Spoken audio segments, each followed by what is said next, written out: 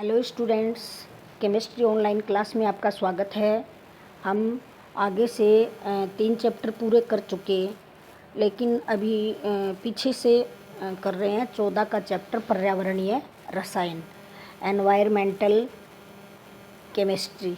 तो किसको कहेंगे पर्यावरणीय रसायन? आपने कुछ वातावरण के बारे में पीछे की क्लासेस में अवश्य पढ़ा हुआ है, पीछे की क्लास में, कि हमारे पर्यावरण है को, हमारे चारों तरफ के वातावरण को निम्न जो कारक हैं वो प्रभावित करते हैं। कारक कौन कौन से होंगे? वो जैविक, भौतिक और रासायनिक। जैविक, भौतिक और रासायनिक। तो ये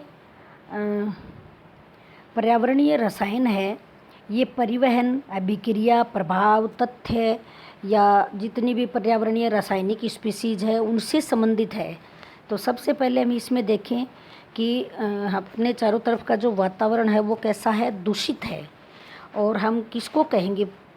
चारों तरफ के वातावरण को तो कहेंगे पर्यावरण। और प्रदूषण किसको कहेंगे?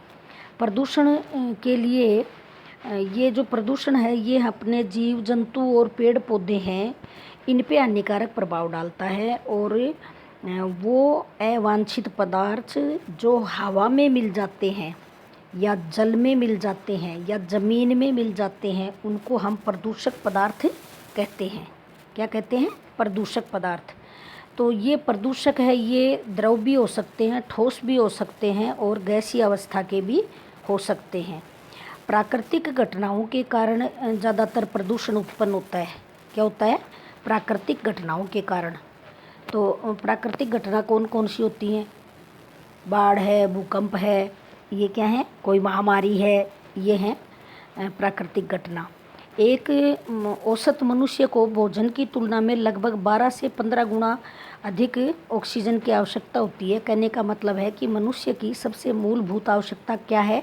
ऑक्सीजन या सांस लेना। क्या है महत्वपूर्ण? सबसे ज़्यादा सांस लेना। खाने के बिना हम रह सकते हैं, लेकिन सांस के बिना हम जीवित नहीं रह सकते। अतः भोजन में प्रदूषक की अति अल्प मात्रा वायु की उपस्थिति समान मात्रा की तुलना में महत्वपूर्ण है। यानी वायु में जो प्रदूषक है वो सबसे ज़्यादा किस में पाया जा रहा है? वायु में। उसके बाद में भोजन में। तो भोजन में कैसे होगा प्रदूषण? की अनाज प्रदूषित आ गया, सब्जी प्रदूषित आ गई, तो हमारा भोजन भी क्या हो गया? प्रदूषित हो गया। अब हम प्रदूषक को 2 भागों में बांट सकते हैं, एक तो निम्नीकृत और एक अनिम्नीकृत।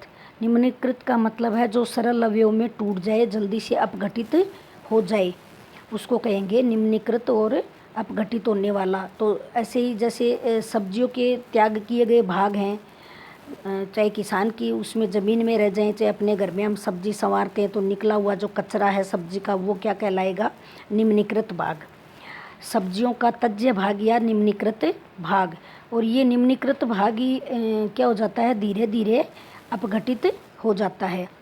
तो इसके अलावा कुछ और भी अनिम्नीकृत भाग भी है जो वातावरण में पाया जाता है। तो वो कहाँ से आता है?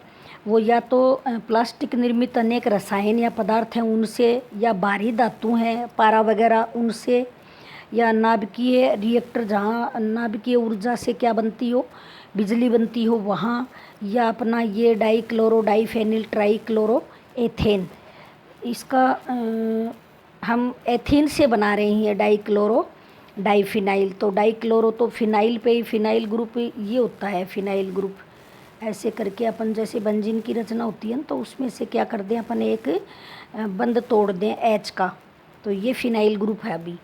और ऐसे अपन उसको बोलेंगे C6H5, ये ग्रुप है फिनाइल ग्रुप।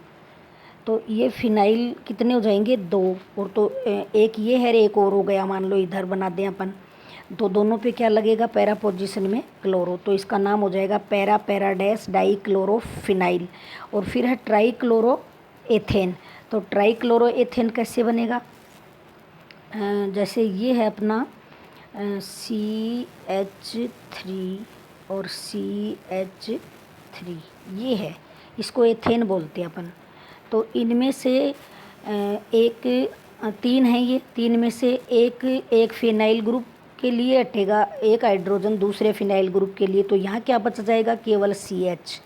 और यहाँ के तीनों H है वो किससे प्रतिस्थापित हो जाएंगे, क्लोरीन से।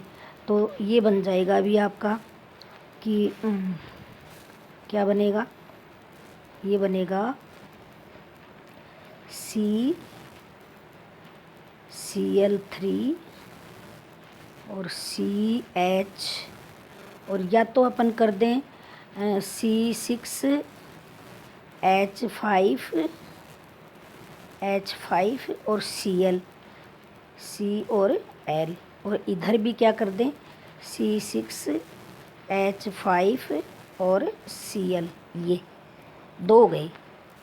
क्लोरोफेनिल तो 2 क्लोरो, डाइफेनिल और ट्राइक्लोरो एथेन, C और C क्या है, एथेन, इसको बोलेंगे अपन। तो ये DDT का पूरा नाम भी हो गया आपका डाइक्लोरो डाइफेनिल ट्राइक्लोरो एथेन। या प्लास्टिक निर्मित अनेक पदार्थ हैं वो आ जाएंगे, या कोई अपने भारी धातुएं हैं वो आ जाएंगी इसमें, और या नाभिकीय अपशिष्ट हैं वो आ जाएंगे।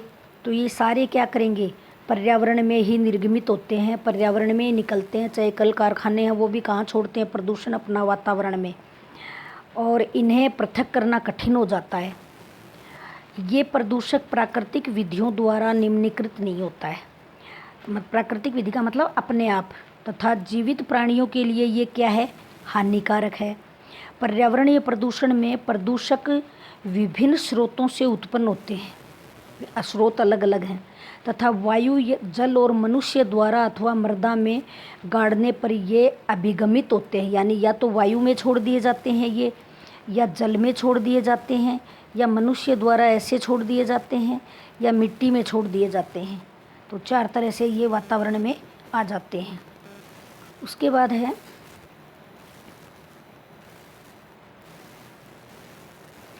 वायुमंडलीय प्रदूषण। वायुमंडलीय प्रदूषण, वायुमंडल में चारों ओर जो हवा का घेरा है या उसकी मोटाई है, हर ऊंचाई पर ये मोटाई वायुमंडल में हवा का जो स्तर है वो हर जगह समान नहीं है। अब धरातल से कुछ किलोमीटर घनत्व ज़्यादा है हवा का, जो जो ऊपर जाते हैं तो घनत्व कम हो जाता है। इसमें वायु की विभिन्न संकेंद्री परत अथवा क्षेत्र आते हैं, तथा प्रत्येक परत पर घनत्व अलग अलग होता है। वायुमंडल का सबसे निचला क्षेत्र है जिसको हम शोभ मंडल भी कहते हैं।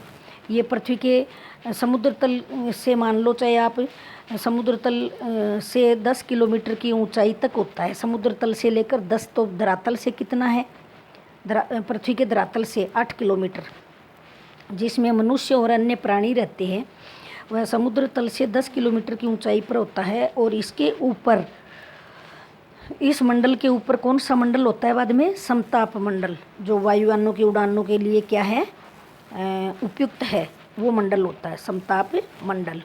शोभ मंडल के अंदर धूल के कण होते हैं, जिसमें वायु, अधिक जलवाष्प आदि उपस्थित होते हैं, और इस क्षेत्र में वायु के तीव्र प्रवाह और बादल का निर्माण भी होता है इसमें, शोभ में। जबकि समताप में केवल डाई नाइट्रोजन, डाई ऑक्सीजन और ओजोन जैसे सूक्ष्म गैसेज और जलवाष्प के कण पाए जाते हैं। समताप में क्या पाया जाता है, डाई नाइट्रोजन आजकल बोलते हैं N2 को, नाइट्रोजन को ही, और डाई ऑक्सीजन O2 को, और ओजोन O3 को, O3। अब है वायुमंडलीय प्रदूषण में मुख्यतः शोभ मंडलीय तथा समताप मंडलीय प्रदूषण का अध्ययन किया जाता है। यानी दोनों मंडलों के अंदर जो प्रदूषण हो रहा है उसका अध्ययन हम किस में करते हैं, वायु प्रदूषण में। और सूर्य की हानिकारक पराबैंगनी किरणें हैं वो भी 99.5% भाग है वो समताप मंडल में ही उपस्थित होता है। ओजोन पृथ्वी की सतह पर पहुंचने से रोकता है, ओजोन परत है तीसरे नंबर की, वो किसको रोकती है? वो सूर्य से आने वाली हानिकारक जो किरणें हैं जिनका नाम है पराबैंगनी किरणें, उनको रोकती है ये ओजोन परत। लेकिन आजकल ओजोन परत भी क्या हो गई है, विरल हो गई है, घनी नहीं है उतनी, तो उसको भेद करके ये किरणें पृथ्वी पे आ रही हैं और अपने प्रभाव से अनेक प्रकार के रोग फैला रही हैं, कैंसर जैसे घातक रोग। तथा इसके प्रभाव का सीधा प्रभाव किस पे पड़ता है? मानव और जीवों पर। अगर ओजोन होगी तो वो क्या करेगी? मानव और जीवों की रक्षा करेगी। अब है शोभ मंडलीय प्रदूषण। शोभ मंडलीय प्रदूषण में वायु में उपस्थित अवांछनीय मतलब ऐसे पदार्थ जिनकी ज़रूरत नहीं हो, ज़बरदस्ती वातावरण में आ रहे हो, इनकी ज़रूरत नहीं है वातावरण में। अवांछनीय ठोस भी हो सकते हैं, गैस के कण भी हो सकते हैं, इनको हम कहेंगे शोभ मंडलीय प्रदूषण। शोभ मंडल में दो प्रकार के प्रदूषण हैं। पहला है गैसीय वायु प्रदूषक, गैस के रूप में जो हैं, जैसे सल्फर है एस, सल्फर क्या है? एस।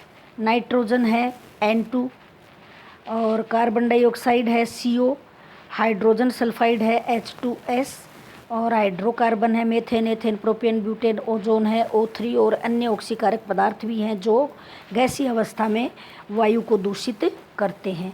तो ये तो गए वायु प्रदूषक। दूसरे प्रकार के हैं कणीय प्रदूषक, कण के रूप में जो पाए जाते हों, कणीय प्रदूषक। कणीय प्रदूषक में धूल के कण है, धुआं है, कोहरा है, फुहारा है, कोई भी स्प्रे या धुआं है, धूम्र और धुआं। अब है गैसीय प्रदूषक है, वो कौन कौन से हैं? पहले प्रकार के हैं सल्फर के ऑक्साइड। कौन से हैं? सल्फर के ऑक्साइड। सल्फर के ऑक्साइड जीवाश्म ईंधन के दहन से, जीवाश्म ईंधन होता है डीजल, पेट्रोल, केरोसिन, ये हैं जीवाश्म ईंधन। तो इनके दहन से या जलने के परिणाम स्वरूप साधनों में ये जलते ही हैं ईंधन, तो इससे सल्फर के ऑक्साइड उत्पन्न होते हैं। और मुख्य स्पीशीज उसमें बनती है सल्फर डाइऑक्साइड SO2। क्या बनती है? SO2। ऐसा प्रतीत जो एक गैस है और मनुष्य और जंतुओं के लिए ये विषैली है, और ऐसा प्रतीत होता है या ऐसा दिखाई देता है कि सल्फर डाइऑक्साइड की सूक्ष्म सांद्रता मनुष्य में विभिन्न श्वसन रोग फैलाती है, जैसे अस्थमा है, श्वसन शोथ है, एम्फाइसीमा है। तो श्वसन संबंधी रोगों के नाम याद रखने हैं। सल्फर डाइऑक्साइड के कारण आँखों में जलन भी होती है, आँखें लाल हो जाती हैं, कभी कभी आँखों में आंसू भी आने लग जाते हैं। SO2 है अपनी, ये सल्फर डाइऑक्साइड का ही नाम क्या है? SO2। तो SO2 की उच्च सांद्रता फूलों की जो कलियाँ होती हैं, फूलों की क्या होती हैं? कली।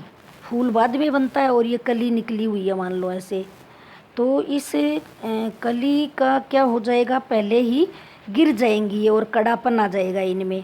तो कलियों में कड़ापन, कोमल और कच्ची होती है, लेकिन प्रदूषण के कारण कैसी हो गई हैं? ये कड़ी हो गई हैं, सख्त हो गई हैं, और ये पौधों से शीघ्र गिर भी जाएंगी। क्या हो जाएंगी? पौधों से गिर जाएंगी, खिलेंगी नहीं, उससे पहले क्या हो जाएगा?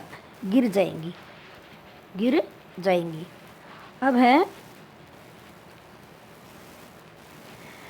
सल्फर डाइऑक्साइड का अनुत्प्रेरकी ऑक्सीकरण एक धीमी प्रक्रिया है, परंतु प्रदूषित वायु जिसमें कणिकीय द्रव होते हैं वायुमंडल में उपस्थित सल्फर ट्राइऑक्साइड को ऑक्सीजन प्रक्रिया द्वारा उत्प्रेरित करते हैं। यानी ये जो अपनी सल्फर डाइऑक्साइड थी, ये बिना उत्प्रेरक के ही किस में जुड़ गई? ऑक्सीजन के साथ सल्फर डाइऑक्साइड में जुड़ गई है, वातावरण की ऑक्सीजन से क्रिया कर लिया, तो क्या बना रही है? Trioxide, sulphur trioxide. इस अभिक्रिया की प्रगति वायुमंडल में उपस्थित ओजोन तथा हाइड्रोजन पेरोक्साइड द्वारा और बढ़ जाती है। तो ये SO2 है, इसमें ऑक्सीजन जुड़ रही है, तो क्या बन रहा है? SO3। क्या बन रहा है? SO3, और ऑक्सीजन वापस भी मिल रही है। अब अगर इस सल्फर डाइऑक्साइड के साथ हाइड्रोजन पेरोक्साइड H2O2 क्रिया कर लेगा तो सल्फ्यूरिक अम्ल बन जाएगा, और ये अम्लीय माध्यम और भी खतरनाक है पौधों के लिए और जीव जंतुओं के लिए। दूसरे प्रकार के ऑक्साइड हैं गैसीय अवस्था के प्रदूषण में नाइट्रोजन के ऑक्साइड। तो वायु के प्रमुख अवयव डाई नाइट्रोजन और डाई ऑक्सीजन है, यानी वायु में 78% तो पाई जाती है आपकी नाइट्रोजन और 21% पाई जाती है ऑक्सीजन। तो ये दोनों वायुमंडल के मुख्य क्या हैं, मुख्य गैसें ये हैं दोनों। तो सामान्य ताप पर ये गैसें आपस में अभिक्रिया नहीं करती है, परंतु उच्च उत्तांश पर जब बिजली चमकती है तब ये आपस में प्रतिक्रिया करके नाइट्रोजन के ऑक्साइड बना लेती हैं, तो NO2 बन जाता है।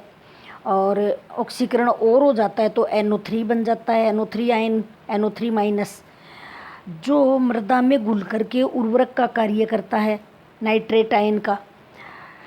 किसी स्वचालित इंजन में, ऑटोमेटिक इंजन में उच्च ताप पर जब जीवाश्म ईंधन का दहन होता है तब भी डाई नाइट्रोजन और डाई ऑक्सीजन मिलकर के क्या बनाते हैं, नाइट्रिक ऑक्साइड बनाते हैं, NO बनाते हैं, NO।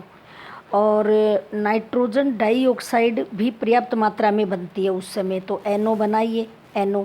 ऑक्सीजन और नाइट्रोजन, नाइट्रोजन अंदर है उसमें, ऑक्सीजन वायुमंडल की है, दहन होता है तो क्या बन गया, नाइट्रस ऑक्साइड, नाइट्रिक ऑक्साइड जिसको बोलते हैं NO। क्या बोलते हैं, NO। अब NO ऑक्सीजन से शीघ्रतापूर्वक क्रिया कर लेता है, नहीं ओजोन से, इसने ऑक्सीजन क्यों लिखा है, ओजोन होना चाहिए, O3 से, नहीं वो ऑक्सीजन से ही है, सॉरी। तो क्या बन जाएगा, NO2 बन जाएगा। जब समताप मंडल में नाइट्रिक ऑक्साइड ओजोन से क्रिया करती है तब नाइट्रोजन डाइऑक्साइड के निर्माण की दर और भी बढ़ जाती है। जैसे NO के साथ ओजोन ने क्रिया की तो NO2 बढ़ गया और साथ में ऑक्सीजन वापस आ गई वायुमंडल में। तो यातायात के जितने भी साधन हैं वो सघन स्थानों पर तीक्ष्ण रूप में ये क्या बनाते हैं, NO बनाते हैं, नाइट्रोजन ऑक्साइड। और ये NO फिर किस में बदल जाती है, NO2 में। और इसी के कारण फिर पौधों की पत्तियां वगैरह गिरती हैं, प्रदूषण होता है, प्रकाश संश्लेषण की दर भी कम हो जाती है पौधों में। नाइट्रोजन डाइऑक्साइड फेफड़ों के लिए भी उत्तेजना उत्पन्न करती है, जिससे बच्चों में तो प्रचंड श्वसन रोग हो जाते हैं। और जीव ऊतक के लिए ये विषैली है। नाइट्रोजन डाइऑक्साइड NO2 वस्त्र, रेशों, धातुओं आदि के लिए भी हानिकारक है। अब अगला बिंदु आपका है, हाइड्रोकार्बन भी पाए जाते हैं वायुमंडल में। वायु प्रदूषण में क्या पाए जाते हैं, हाइड्रोकार्बन। तो हाइड्रोकार्बन केवल कार्बन और हाइड्रोजन से बने यौगिक होते हैं, कार्बन और हाइड्रोजन से। तो अभी मैंने जो उदाहरण दिया था एथेन का CH3 और CH3, तो ये भी एक हाइड्रोकार्बन है, मेथेन, एथेन, प्रोपेन। अधिकांश हाइड्रोकार्बन कैंसरजन्य होते हैं, कैंसर फैलाने वाले होते हैं। इसके कारण कैंसर उत्पन्न होता है। ये पौधों में ऊतकों के निम्नीकरण और पत्तियां, फूलों और टहनियों में छाया द्वारा हानि पहुंचाते हैं। उसके बाद में है कार्बन के ऑक्साइड। अब कार्बन के ऑक्साइड अगले उसमें वीडियो में पढ़ेंगे। कार्बन के ऑक्साइड आप थोड़ा पढ़ना इनको, कार्बन के ऑक्साइड को।